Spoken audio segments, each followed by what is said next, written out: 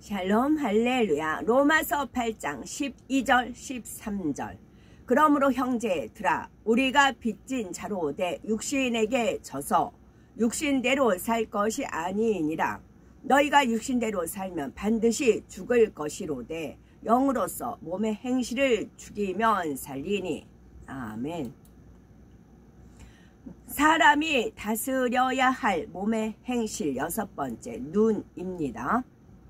어떠한 연단 가운데서도 선과 사랑으로 큰 마음을 이룬 믿음의 선진들과 우리 삶에 큰 영향을 미치는 사람이 다스려야 할 몸의 행실 중 눈에 대해서 살펴보겠습니다.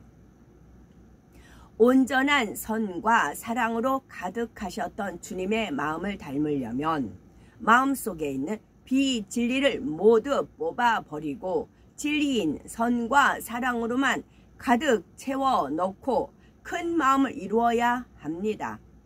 크고 넓으신 주님의 마음과 달리 우리 마음에는 비진리가 있어서 그 마음이 작습니다. 그러니 상대를 이해하지 못하고 심지어 악한 말과 행동으로 힘들게 하며 자신의 유익만 구하지요.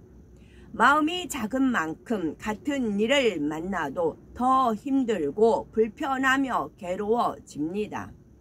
그러나 선한 마음, 온전한 영의 마음은 얼마나 크고 아름답습니까? 용서하고 이해하며 양보하고 희생합니다. 이런 사람이 있는 곳에는 평안과 기쁨이 임하며 자신도 행복해집니다. 이 땅에서는 낮아지고 저주어서 손해보는 것 같아도 천국에서는 칭찬과 영광이 주어지지요. 그러니 천국을 소망하는 성도님들이라면 더 섬기고 낮아지며 서로 사랑하는 아름다운 하나님의 아들, 딸로 나와야 되겠습니다. 선과 영은 하나님의 속성이기에 우리도 그 선과 사랑, 영을 이룬 만큼 마음이 커져서 하나님을 닮을 수가 있습니다. 이렇게 악은 모양이라도 버리고 진리만을 행하여 큰 마음을 이루신 믿음의 선진들을 살펴보겠습니다.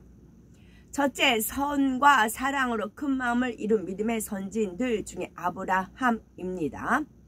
아브라함은 소유가 너무 많아서 조카 롯과 함께 살 수 없게 되었을 때에 조카에게 먼저 좋은 땅을 선택하게 하는 큰 마음이었지요. 그러나 롯은 삼촌 아브라함의 덕분에 부유해졌음에도 자기 보기에 좋은 땅을 먼저 선택하는 작은 마음이었습니다. 아브라함은 하나님께서 약속하신 후계자 이삭을 번제로 드리라 하실 때도 육신의 생각을 동원하여 어떻게 아들을 죽이라 하시는가 하지 않았지요. 사람의 유한한 마음에서 생각한 것이 아니라 능히 죽은 자 가운데서 다시 살리시는 하나님의 능력을 생각하였지요. 이렇게 큰 마음을 가졌던 아브라함은 하나님의 버치라 징함을 받았고 믿음의 조상이 될 수가 있었습니다. 두 번째, 요셉. 야곱의 아들 요셉의 마음은 어떠했습니까? 형들의 시기 질투로 인해서 애굽으로 팔려가 시위 대장 보디발의 종이 되었죠.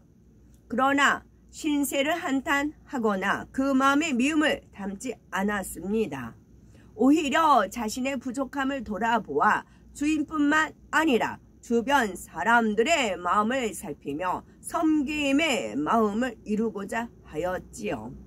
더구나 누명으로 감옥에 갇힌 상황에서도 하나님을 인정하고 성실로 행하며 그 마음을 넓혀가니 결국 애굽의 총리로 세워지는 큰 복을 받게 됩니다. 이후 자신을 팔아넘긴 형들을 만났을 때도 원망하거나 미워한 것이 아니라 반대로 형들을 위로하였지요. 시기 질투로 동생을 팔아버린 작은 마음을 가졌던 형들의 비교할 수 없는 선하고 아름다운 마음입니다. 이렇게 연단을 통해 자신을 변화시키고 큰 마음으로 만들어 갔기에 하나님의 영광을 나타낼 수가 있었던 것입니다. 세 번째, 다윗. 다윗은 아무 잘못도 없는 자신을 죽이려 하는 사울을 피해 오랜 시간 동안 다녀야 했습니다. 도망 다녀야 했습니다. 그럼에도 사울을 죽일 수 있는 절호의 기회가 왔을 때 죽이지 않았습니다. 기름 부어 세운 사울 왕을 죽이고 살리는 권세는 오직 하나님께만 있기 때문에 도망 다니는 어려움이 있다 해도 모든 것을 하나님의 뜻에 맡겼지요. 이렇게 사울을 해치지 않았을 뿐만 아니라 오히려 선한 말과 행실로 그를 감동시켰습니다. 사울이 죽었을 때는 중심에서 슬퍼하였고 이후에 그의 손자도 돌보아 주었지요. 얼마나 선과 사랑으로 가득한 크고 넓은 마음인지요.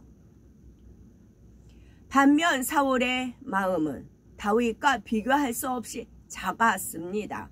다윗이 백성들에게 사랑을 받으니 시기 질투하여 그를 죽이기 위해 온갖 일을 행했지요.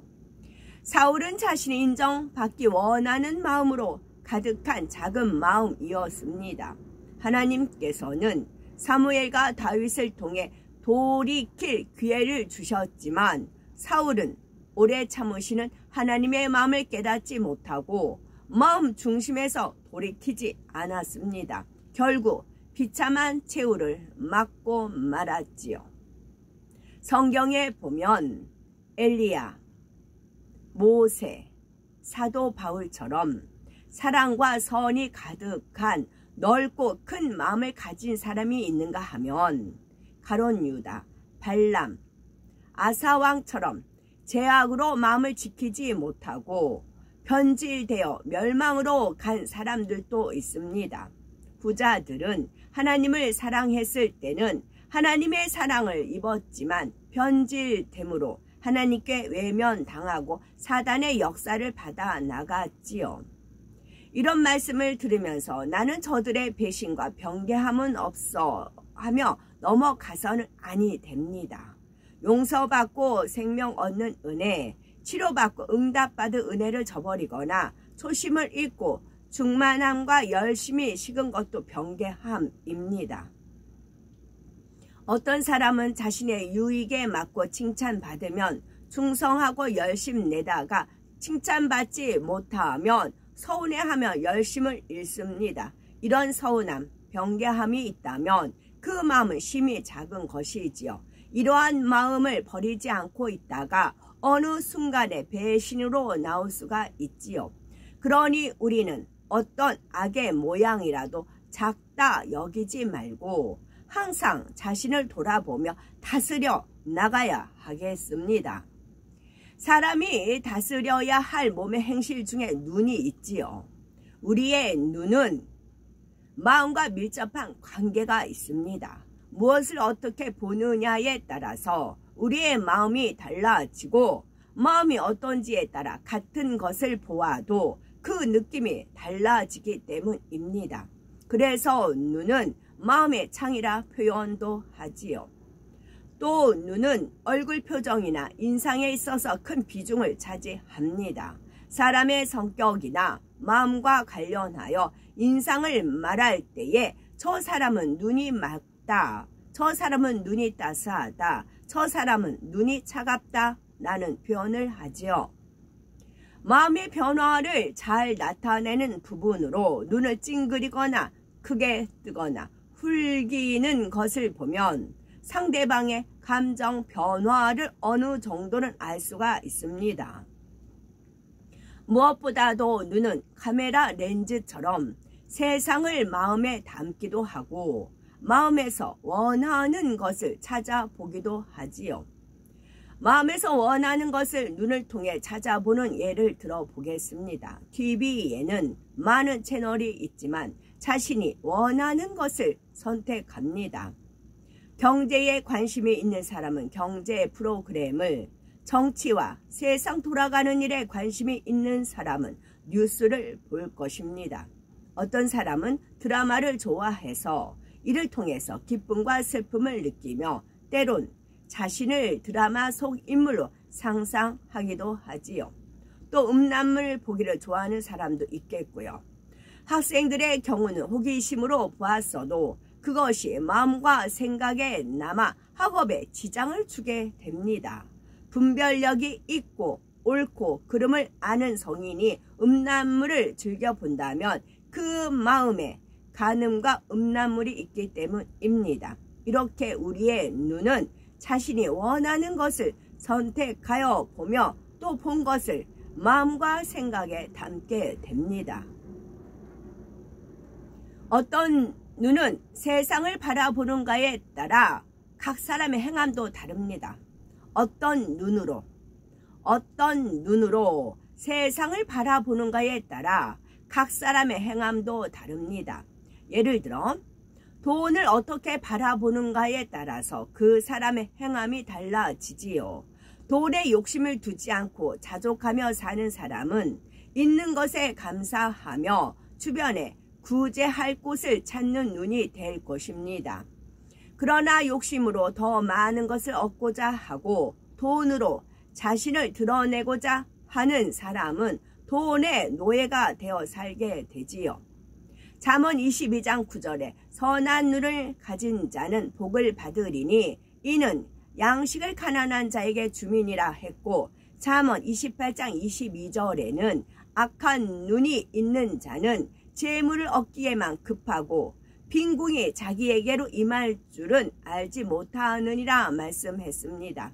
나는 무엇을 어떻게 보고 있는지 점검함으로 하나님의 아들, 하나님의 딸로서 어떤 눈을 가지고 살아야 할지 깨달아야 하겠습니다. 우리 눈은 어디를 향하시는지요? 우리가 무엇을 어떻게 보느냐에 따라서 마음에 담기는 것이 달라지고 삶의 방향과 결과까지도 달라집니다. 특히 어린아이들을 보면 눈으로 보는 것이 얼마나 중요한지 알 수가 있지요. 아이들은 부모님이나 주위 사람들의 모습을 보고 그대로 따라하거나 말합니다. TV에 나오는 만화 캐릭터들의 행동과 말투를 쉽게 따라하지요. 이렇게 사람들은 1차적으로 보는 것을 통해서 경험하고 느끼며 삶에 필요한 것들을 배우면서 성장합니다. 가령 부모의 안고 서는 것, 씻는 것, 먹는 것 등 행동 하나하나를 어떻게 보았느냐에 따라 무의식 중에 본받게 되지요. 어떤 분의 간증입니다. 이분은 옷장 서랍을 발로 닦는 습관이 있었답니다. 어느 날 자신의 아이도 똑같이 발로 닦는 것을 보고 뉘우쳐 손으로 닫았다고 합니다. 그러자 아이도 따라서 손으로 서랍을 닫았다는 것이지요. 평소 부모의 조그마한 행동이 아이에게 많은 영향을 미친다는 것을 느꼈지요. 이렇게 어릴 적부터 얼마나 바른 교양 속에서 배웠는가, 그렇지 않은가에 따라서 몸의 행실이 달라집니다. 또한 사람이 보고 배우는 것은 행동 습관뿐만 아니라 인격 형성에도 큰 영향을 끼칩니다.